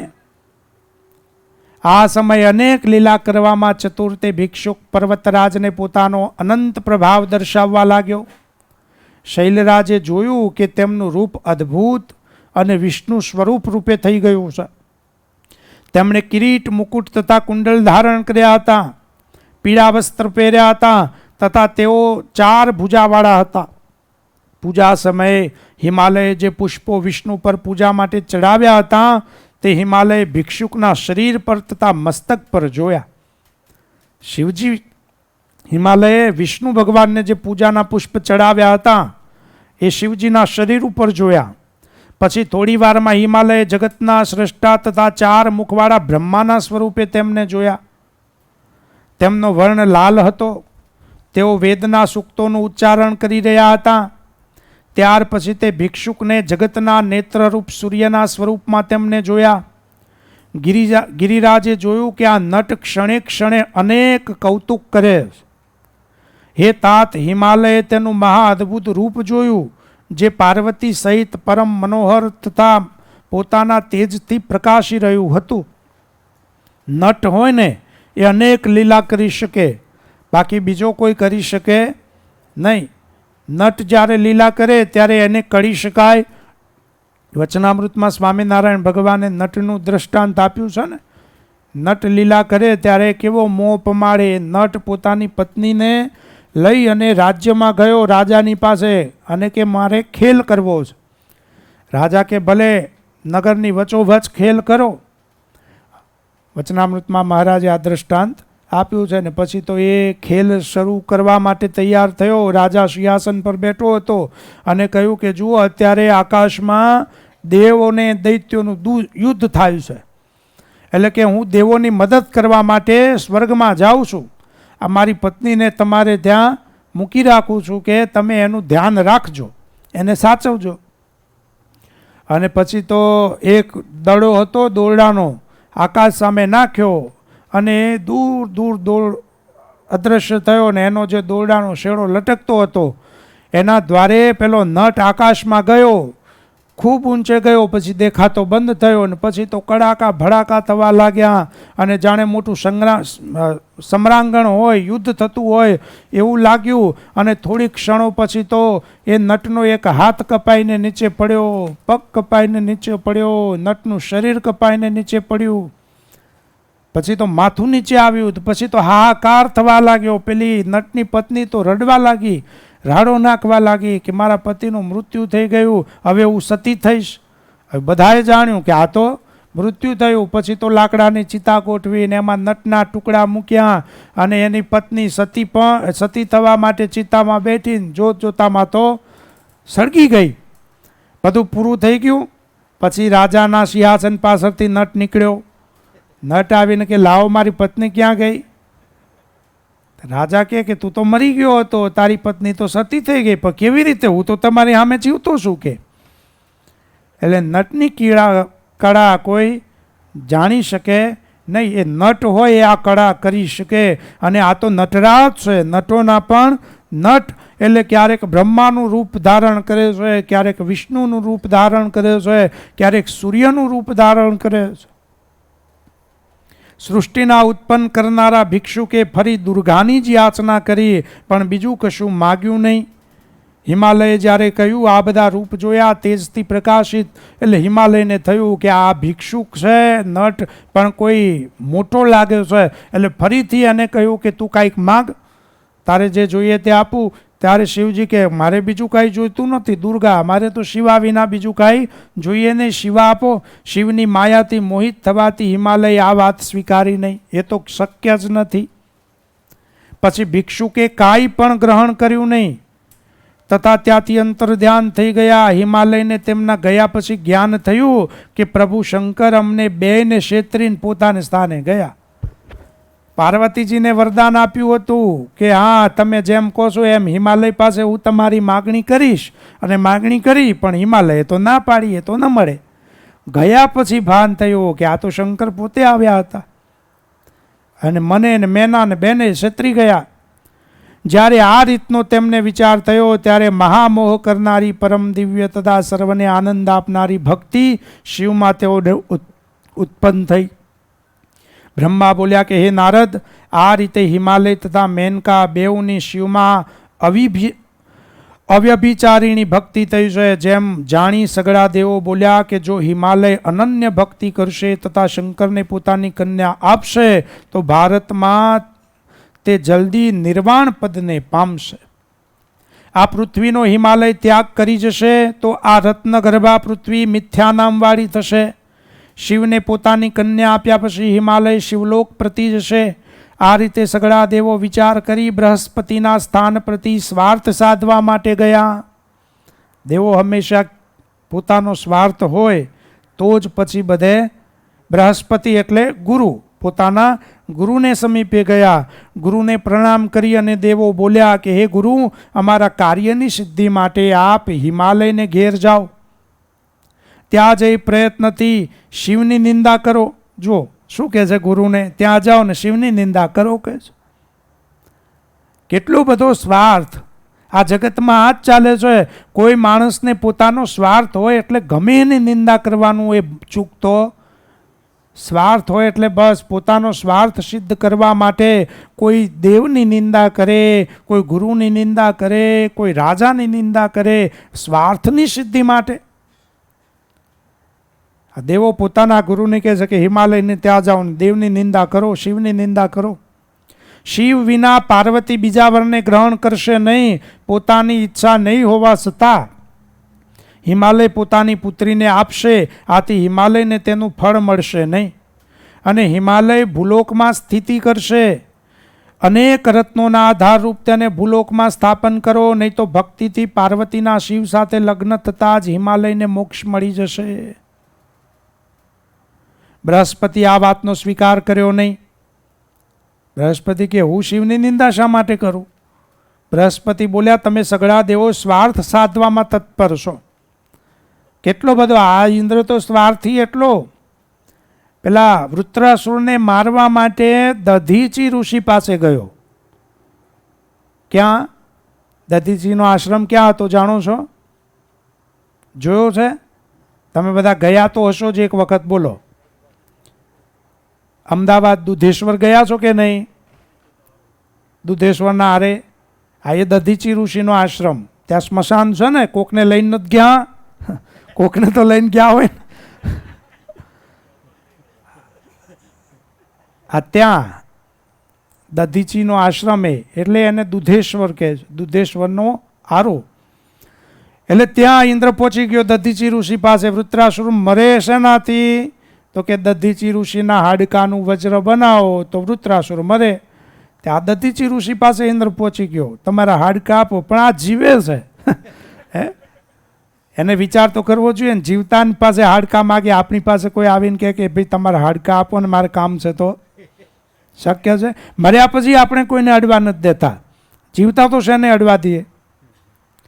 પણ આ તો પોતાનો સ્વાર્થ સાધવા માટે ઇન્દ્ર પહોંચી ગયો, ઇન્દ્રાસનને બચાવવા માટે, કે તમારા હાડકા મારે જોઈએ છે.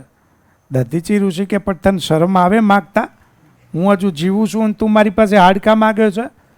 પણ કે હું મારા માટે નહીં, પછી કે આ બધા દેવોનું કુશળક્ષેમ થાય એટલા માટે આવ્યો છું ને. ભગવાને કહ્યું છે કે આ વૃત્રાસુર દધીચી ઋષિના હાડકા વડે જ મરશે, માટે આપો. ભગવાને જ્યારે કહ્યું છે એમ કહ્યું, એટલે પછી દધીચી ઋષિએ સમાધિ લગાવી પોતાના દેહને નાશ કરી નાખ્યો. અને પછી ઇન્દ્ર એ હાડકા લઈ ગયો અને એમાંથી પછી વજ્ર બનાવ્યું અને વૃત્રાસુરને માર્યો. એટલે કહેવાનો અર્થ કે આ બધા દેવો છે ને, સ્વાર્થ હોય ત્યાં પહોંચી જ જાય. દેવની નિંદા નથી હો. આમાં લખ્યું છે કે સ્વાર્થ સિદ્ધ કરવા માટે, શિવ પુરાણ કહે છે કે આ દેવતાઓ સ્વાર્થ સિદ્ધ કરવા માટે ગુરુની પાસે ગયા. ક્યારે પોતાના સ્વાર્થ માટે ક્યારે આવું કૃત્ય ન કરવું. બૃહસ્પતિ કહેવા લાગ્યા કે તમે સગળા દેવો સ્વાર્થ સાધવામાં તત્પર છો, તમે પારકાના અર્થનો નાશ કરનારા છો. શંકરની નિંદા કરવાથી મને અવશ્ય નરક પ્રાપ્ત થશે, અને એ કામ મારી પાસે કરાવવા માંગો છો? હે દેવો, તમારામાં કોઈ એવો હોય કે તે હિમાલયની પાસે જાય અને હિમાલયને સમજાવી તેણે પોતાનું પ્રયોજન સિદ્ધ કરી લેવું.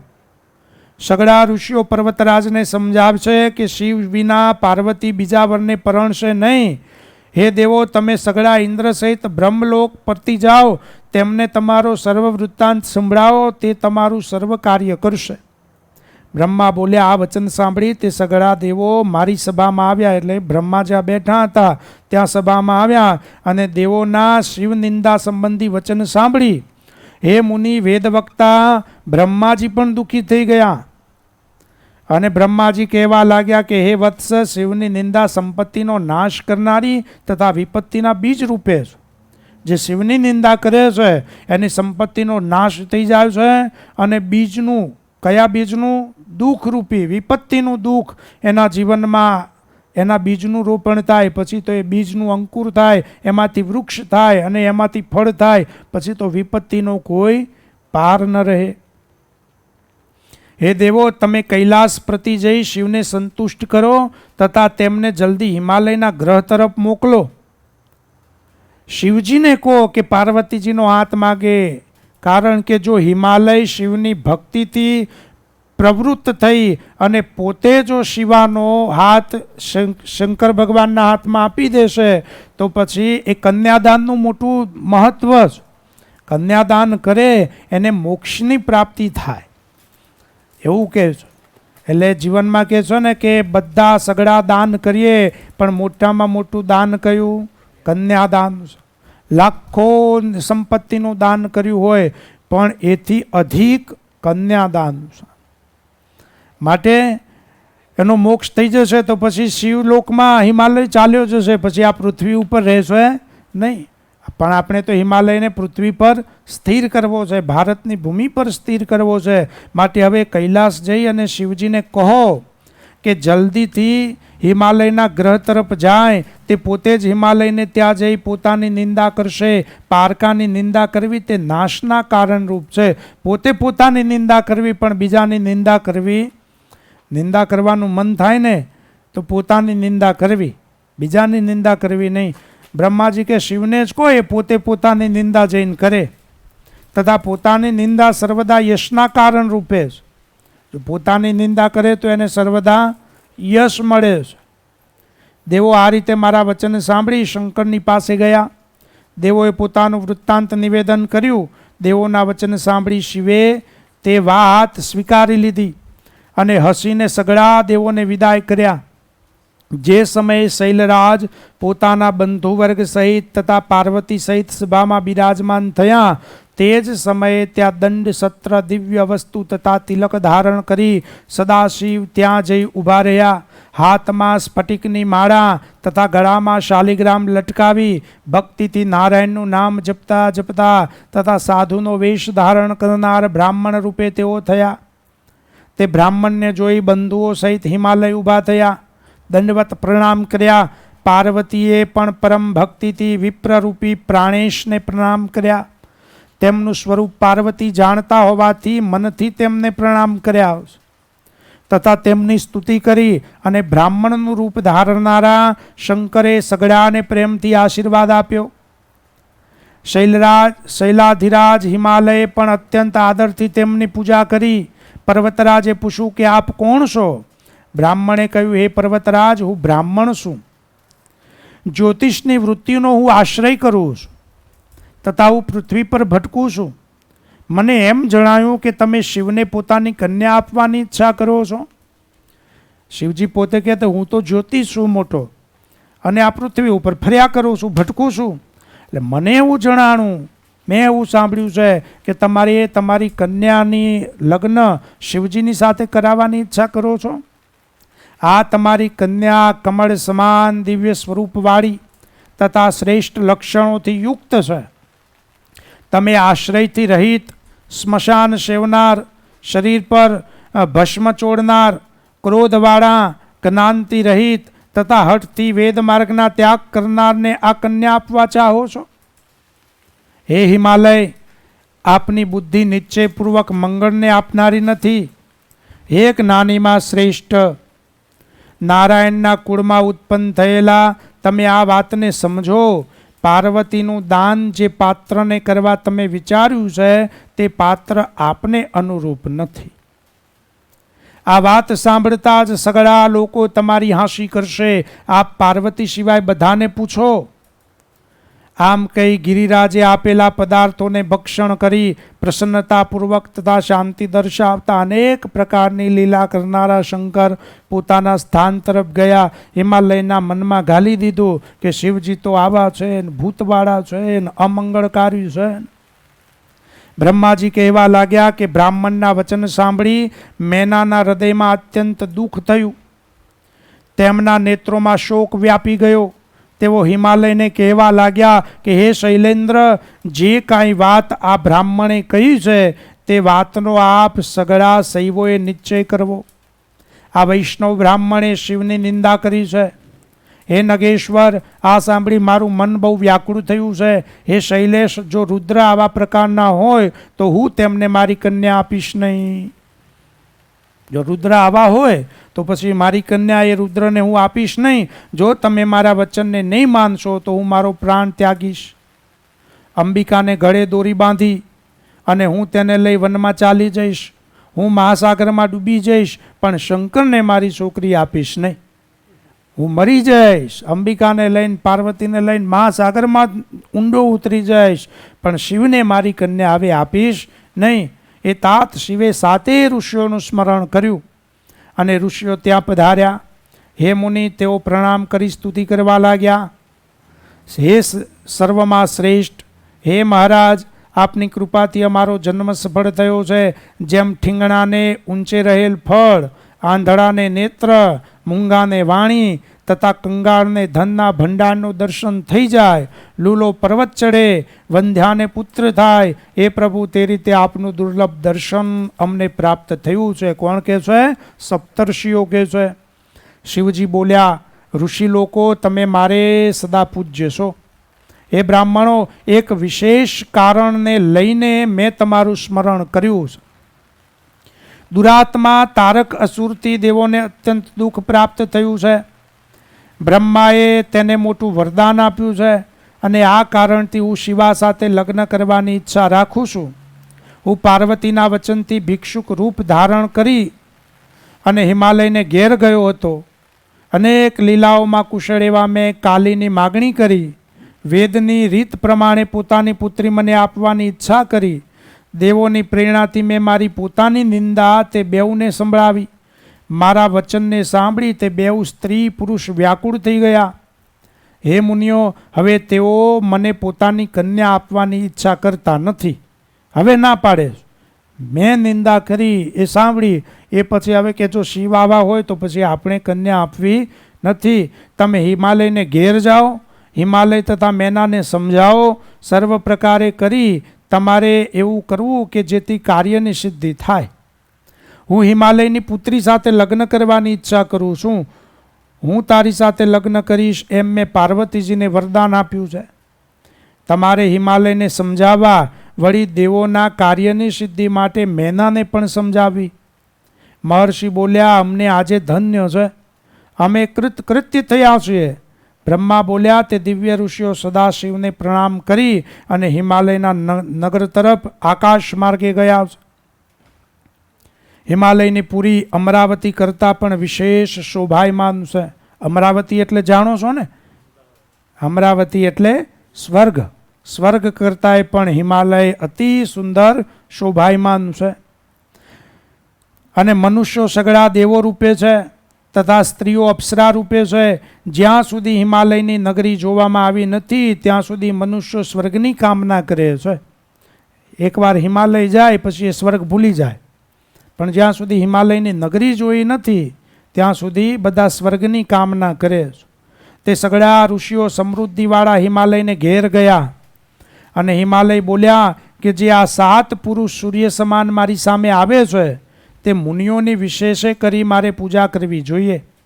જે ગ્રહસ્થાશ્રમીને ત્યાં મહાત્મા આવે છે તે ગ્રહસ્થાશ્રમી લોકને ધન્ય છે. મસ્તક નમાવી હાથ જોડી 7 ઋષિઓને હિમાલયે પ્રણામ કર્યા છે. પછી અત્યંત માન સહિત હિમાલયે તેઓની પૂજા કરી. હિમાલયે યથાયોગ્ય તેમનો સત્કાર કરી કહ્યું કે મારા ગ્રહસ્થાશ્રમને ધન્ય છે, મારું જીવન સફળ છે. હું લોકમાં દર્શનીય તથા બહુ તીર્થરૂપે થયો છું. આપ તો સ્વયં પૂર્ણ કામનાવાળા છો. અમારા જેવા કૃપણના ઘરમાં આપનું શું કાર્ય થઈ શકવાનું હતું? છતાં સેવકને યોગ્ય જે કાંઈ કાર્ય હોય તે કહો, જેથી મારો જન્મ સફળ થાય. ઋષિઓ બોલ્યા કે શિવ જગતના પિતા કહેવાયું છે, શિવા જગતના માતા રૂપે કહેવાયું છે. માટે આપ મહાત્મા શંકરને આપની કન્યાનું દાન કરો. હે હિમાલય, આ રીતે કરવાથી આપનો જન્મ સફળ થશે. હિમાલય બોલ્યા, હે સપ્તર્ષિઓ, જે કાંઈ આપે કહ્યું તેનો શિવની ઈચ્છાથી મેં પ્રથમથી જ સ્વીકાર કર્યો છે. પણ થોડા સમય ઉપર એક વૈષ્ણવ બ્રાહ્મણે પ્રેમથી શિવ સંબંધી કંઈક વચનો કહ્યા. તેમાં શિવની નિંદા હતી. તે સમયથી પાર્વતીની માતા જ્ઞાનથી ભ્રષ્ટ થઈ છે. હું પણ જ્ઞાનથી ભ્રષ્ટ થઈ ગયો છું. હું તમને સત્ય કહું કે ભિક્ષુક રૂપને ધરનારા શંકરને હવે મારે કન્યા આપવાની કોઈ ઈચ્છા નથી. મને એવી કોઈ ઈચ્છા થતી નથી કે શિવને મારી કન્યા આપું. ઋષિઓ શિવની માયાની પ્રશંસા કરી મેનકાની સમીપ અરુંધતીને મોકલવા લાગ્યા અને અરુંધતી મેના તથા પાર્વતી પાસે ગયા. અરુંધતી બોલ્યા, હે પતિવ્રતે, તમે ઉઠો, હું અરુંધતી આપને ત્યાં આવી છું અને 7 મુનિઓ આપને ત્યાં આવ્યા છે. અરુંધતીના બોલ સાંભળતા જ મેના ઘણી શીઘ્રતાથી ઉઠીને બેઠી થઈ. મસ્તક નમાવી પ્રણામ કરીને મેના બોલ્યા, અહો, આજે અમો જીવન ધારણ કરનારાઓનું કેટલું પુણ્ય છે કે જગતના વિધાતા વશિષ્ઠના પત્ની મારે ઘેર પધાર્યા છે. હે દેવી, આપ શા નિમિત્તે પધાર્યા છો? અરુંધતીએ મેનાને અનેક પ્રકારે સમજાવ્યા. પછી પ્રેમથી જ્યાં 7 ઋષિઓ બેઠા હતા તે સ્થાન તરફ અરુંધતી ગયા. શૈલરાજને ઋષિઓએ કહ્યું કે હે શૈલરાજ, આપ શિવને પાર્વતી આપો. તે સર્વેશ કોઈ પણ પ્રકારની યાચના કરતા નથી. તેમ છતાં તારક અસુરના વધ માટે બ્રહ્માએ તે સંબંધી ઘણી પ્રાર્થના કરી છે. શિવ પત્નીને ગ્રહણ કરવા ઉત્સુક નથી. શિવજીને પણ કાંઈ એવી ઈચ્છા નથી કે તમારી દીકરી સાથે લગ્ન કરે, પણ બ્રહ્માએ આ તારકને વરદાન આપ્યું છે અને દેવો દુઃખી છે, એ દુઃખને દૂર કરવા માટે તમે શિવાને આપો. છતાં દેવો તથા વિધાતાની પ્રાર્થનાથી તમારી કન્યાને શિવજી ગ્રહણ કરશે. તમારી કન્યાએ પણ તે વર પ્રાપ્ત કરવા માટે તપ કર્યું છે. હિમાલય કહેવા લાગ્યા કે હું શંકરની પાસે કોઈ પણ રીતની રાજ સામગ્રી જોતો નથી, રાજ સુખ કોઈ જોતો નથી. જે પિતા પ્રતિકૂળ વરને પોતાની કન્યા કામ, મોહ, ભય અથવા લોભને વશ થઈ આપે છે તે નાશ પામી નરકને પામે છે. હું મારી ઈચ્છાથી શંકરને મારી કન્યા નહીં આપું. હિમાલયના વચન સાંભળી વશિષ્ઠ હિમાલયને કહેવા લાગ્યા કે હે શૈલેન્દ્ર, પ્રથમ સાંભળવામાં જે કઠોર લાગે પણ પરિણામે સુખાકારી હોય, આ રીતના વચન દયાળુ તથા ધર્મશીલ બંધુઓ બોલે છે. એટલે કે જ્યારે આપણે કંઈ સગપણનો વાત કરતા હોઈએ દીકરા દીકરીના, ત્યારે શરૂઆતમાં તમે જુઓ તો પહેલાં એવું લાગે આપણને કે આના ઘરમાં કશું નથી, આ કાંઈ કરતો નથી, આની પાસે કાંઈ નથી, જાજી સંપત્તિ નથી, કોઈ જમીન નથી, આવું આપણને લાગે.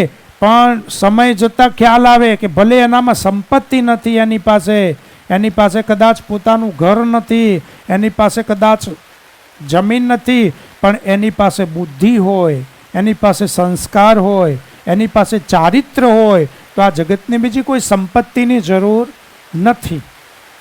અને ઘણીવાર એવું થાય કે સંપત્તિ જોઈ, મોટો વૈભવ જોઈ, મોહ જોઈ અને આપણે આપણી કન્યાનું દાન કરીએ અને પાછળથી કન્યા દુઃખી થાય. અને જો કન્યા દુઃખી થાય તો પછી એ પિતા નરકને પામે છે. માટે જ્યારે કન્યાનું સગપણ કરીએ ને ત્યારે 100 વાર વિચારીને સગપણ કરવું જોઈએ. કન્યા દુઃખી ન થાય એવો દ્રઢ વિચાર કરવો જોઈએ, નહીં તો પછી પિતાને, જો કન્યા દુઃખી થાય તો પિતાને પછી નરકગામી થવું પડે છે. માટે હિમાલયને વશિષ્ઠ આદિ કહેવા લાગ્યા કે શૈલેન્દ્ર, પ્રથમ સાંભળવામાં જે કઠોર લાગે પણ પરિણામે સુખાકારી હોય, આ રીતના વચન દયાળુ તથા ધર્મશીલ બંધુઓ બોલે છે. જેના કુબેર દાસ છે તેવા શંકરને દુઃખી તથા દરિદ્રી કોણ કહી શકે એમ છે. આ સર્વ શિવની વિભૂતિઓ છે. શિવથી ઉત્પન્ન થયેલ પ્રકૃતિ 3 પ્રકારના રૂપને ધારણ કરે છે. બ્રહ્માના મુખથી ઉત્પન્ન થયેલ વાણીની અધિષ્ઠાતી દેવી સરસ્વતી છે. વક્ષસ્થળમાંથી ઉત્પન્ન થયેલી લક્ષ્મી સર્વ પ્રકારની સંપતને રૂપવાળા છે. દેવોના તેજ વડે શિવાનો પ્રાદુર્ભાવ થયો છે. તેણે સગળા દાનવોને મારી દેવોને લક્ષ્મી આપી છે. સતીએ યોગથી પોતાના દેહનો ત્યાગ કર્યો, તે જ શિવા આ સમયે મેનાની કુખે પ્રગટ થયા છે. હે શૈલ, દરેક જન્મમાં શિવા શિવના પત્ની રૂપે થયા છે. માટે તમે પોતાની ઈચ્છાથી જ કલ્યાણી કન્યાને શંકરને આપો. હે ગિરિરાજ, અમોને પ્રભુએ આપની પાસે પ્રાર્થના કરવા મોકલ્યા છે. અરુંધતી પણ આ કારણથી મેના પાસે ગયા છે. તમે રુદ્રને પાર્વતી આપો. હે શૈલરાજ, જો તમે તમારી ઈચ્છાથી પાર્વતી શિવને નહીં આપો તો પણ તેના વિવાહ તો શંકર સાથે જ થશે. હે શૈલેષ, કુળના પાલન માટે એકનો ત્યાગ કરી દેવો, આવી સનાતનવાળી શ્રુતિ છે. અનરણ્ય રાજાએ પોતાની કન્યા બ્રહ્માને આપી હતી. તે બ્રાહ્મણના શાપથી ભયને પામ્યો હતો, તેથી કન્યા આપી પોતાની સંપત્તિનું રક્ષણ કર્યું હતું. હે શૈલરાજ, આ રીતે તમે પણ તમારી કન્યા શિવને આપો. તમે તમારા બંધુ વર્ગની રક્ષા કરો. તમે સર્વ દેવોને તમારે વશ કરો. હિમાલય હસી પડ્યા તથા દુઃખી ચિત્તથી તે રાજાના ચરિત્રને પૂછવા લાગ્યા કે હે બ્રહ્મન, આ અનરણ્ય રાજા કયા દેશમાં ઉત્પન્ન થયો હતો તથા પોતાની પુત્રીને આપી કેવી રીતે સર્વ સંપત્તિની રક્ષા કરી હતી, તે વૃત્તાંત અમને સંભળાવો. હિમાલયના વચન સાંભળી વશિષ્ઠ અનરણ્ય રાજાનો વૃત્તાંત કહેવા લાગ્યા. એ કથાને આપણે આવતીકાલે સાંભળીશું. સહજાનંદ સ્વામી મહારાજની. શ્રીપતિમ શ્રીધરમ સર્વદેવીશ્વરમ ભક્તિધર્માત્મજમ વાસુદેવમ હરે માધવમ કેશવમ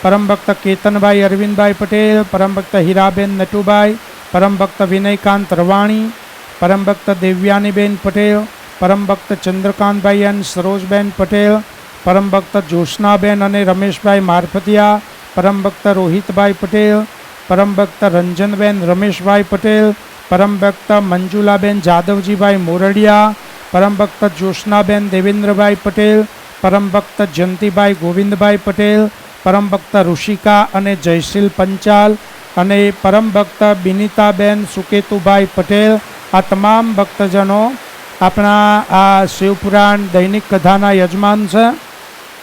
અને હજુ પણ 2 દિવસની કથા બાકી છે. કોઈને દૈનિક યજમાન થવાની ઈચ્છા હોય તો એ પણ પોતાનું નામ લખાવી શકે. અને પરમ દિવસે બુધવારે આપણે શિવપૂજન છે 4 થી 6, તો શિવપૂજનમાં પણ જેને પોતાનું નામ લખાવવું હોય એ પોતાનું નામ લખાવી શકે છે. તો હવે બધા ભક્તજનો આરતી માટે અહીંયા આગળ આવો.